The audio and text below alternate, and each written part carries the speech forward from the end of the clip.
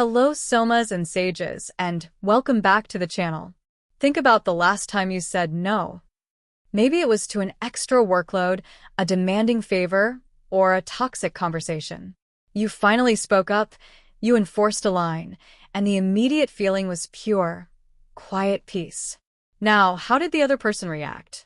If your honest answer is they got defensive, they made me feel guilty, or they were outright angry, you have experienced one of the most painful paradoxes of self-care.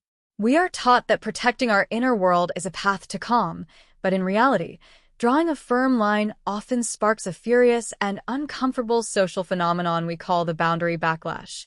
Today, we're diving into the deep psychology of this paradox, why your necessary act of self-preservation triggers intense anger in others, and why their reaction is the clearest, most undeniable sign that you did exactly the right thing. This is about recognizing that your peace is worth the backlash. Before we talk about the backlash, we must understand the boundary itself. A boundary is not a wall built to keep people out. It's a statement of your personal capacity and your core values. It defines where you end and where their expectations begin. We often talk about boundaries as if they are one-size-fits-all, but they are not. Psychologically, we distinguish between two types. Soft boundaries. These are flexible preferences. I prefer not to talk about work on weekends, but I can make an exception this time. Hard boundaries. These are non-negotiable rules rooted in mental health or safety. I will not discuss this topic, and if you press it, I will end the conversation. When you set a hard boundary, whether it's stepping away from a family dynamic, regulating a friend's emotional labor demands, or asserting your need for alone time, you are engaging in a crucial act of self-preservation. You are saying, my well-being is non-negotiable. The reason this is so critical is because the alternative, having no boundary, comes with a cost: emotional leakage. This is where the stress, expectations, and needs of others seep into your being, eventually saturating and depleting your own energy. Protecting your peace is simply creating the necessary emotional container for your own life. So, why does your quiet act of self-care incite such loud anger in others? The anger is rarely about the boundary itself. It's about what the boundary disrupts. There are 4 primary psychological triggers at play. The loss of access and control. For many individuals, especially those with dependent tendencies, your boundary feels like the sudden withdrawal of a resource they felt absolutely entitled to. Maybe you were their 24/7 sounding board, their automatic cosigner, or their default cleaner.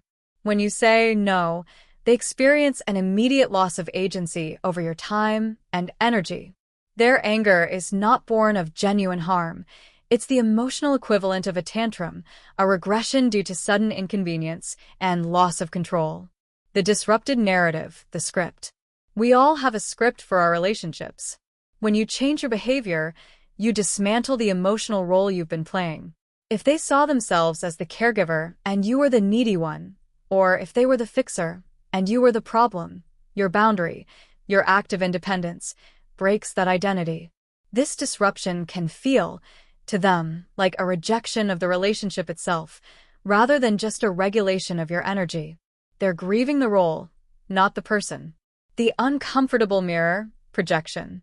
This is often the most potent trigger. When you confidently draw a line and say no, you model self-respect and self-advocacy. For people who have poor boundaries themselves, who constantly overextend, people-please, or sacrifice their own needs, your healthy behavior becomes an uncomfortable mirror. Your peace highlights their internal chaos and their inability to advocate for themselves. It's easier for them to project their internal shame and inadequacy onto you as anger than it is to examine their own codependency. The fear of change, status quo threat. All relationships, even dysfunctional ones, create systemic comfort. The imbalance of energy was predictable. When you set a boundary, you threaten the entire, familiar structure of that relationship. This threat triggers deep anxiety because it forces them into uncertainty. Instead of coping with the anxiety of change, they attack the source of the uncertainty, you, the boundary setter, hoping to force the relationship back into the safe, familiar, though unhealthy, status quo. The most important takeaway, Somas and Sages, is this: When protecting your peace makes someone angry, that anger is not feedback on your behavior, it is information about their dependence. Your worth, your right to rest, and your need for emotional space are inherent. They are not conditional on how smoothly they fit into someone else's life plan. Here is the revolutionary truth you need to internalize. You are allowed to be the villain in someone else's story if the alternative is sacrificing your own well-being. Their anger is a test. It's an attempt to manipulate you back across the line you just drew. If you hold firm, you teach them two things. First, that your boundary is real, and second, that they must learn to self-soothe and meet their own needs.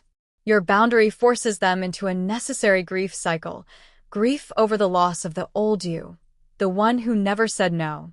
Their anger is simply the bargaining stage. This is where you practice compassionate detachment.